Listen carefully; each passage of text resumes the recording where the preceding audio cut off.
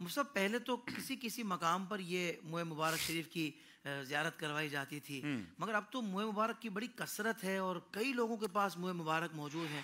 کیا یہ سب واقعی رسول اکرم صلی اللہ علیہ وسلم کے موئے مبارک ہیں؟ اللہ اکبر. اس دور کا المیہ بھی ہے. دیکھیے حضرت شاہ صاحب اس بات کو زیادہ بہتر طریقے سے جانتے ہیں، اور ہمارے محترم و معزز علماء، مشائخ اور سننے والے بھی بہت سنجیدہ فکر لوگ ہیں.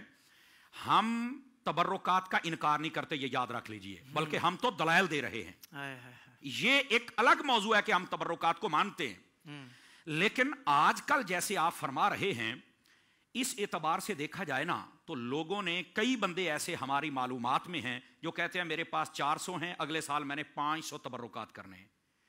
میرے پاس 500 ہیں تو میں نے 800 کرنے ہیں. ایک بندہ کہتا ہے میں نے 11ویں کے 1100 کرنے ہیں. اور خدا کے بندے تو کہاں سے کرے گا؟ کہاں سے کرے گا؟ یہ ایک المیہ تو ہے. تبرکات اصلی ہی ہوں تو تبھی اس کی برکت ہے.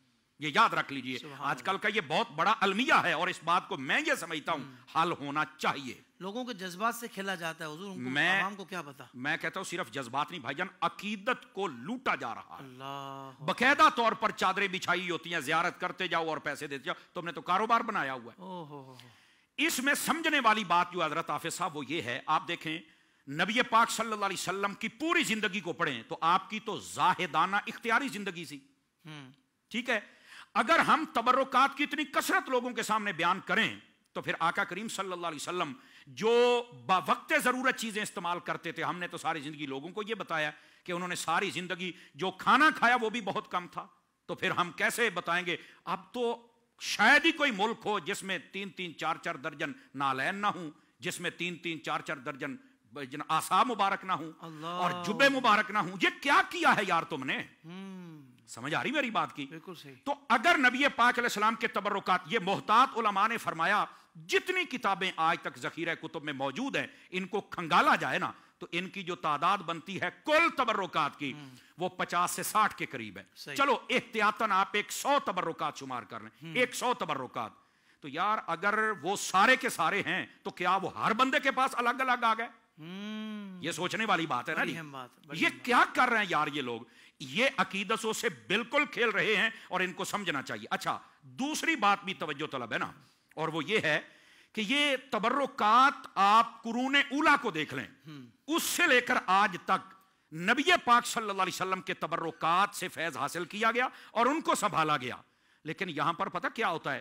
باقی بزرگوں کے تبرکات کا انکار نہیں ہے، لیکن ان کو باقاعدہ طور پر یہ 4 یاروں کے بال مبارک ہیں، یہ 4 یاروں کے جبے ہیں، یہ 4 یاروں کے جوتے ہیں، یہ پنجتن پاک کے بال مبارک ہیں، یہ سیدہ پاک کی چکی ہے، یہ سلائی کی مشین ہے، یہ دروازہ ہے، یہ فلاں. زلفیں پوری زلفیں پور. او اللہ کے بندو تم یہ کیا کر رہے ہو؟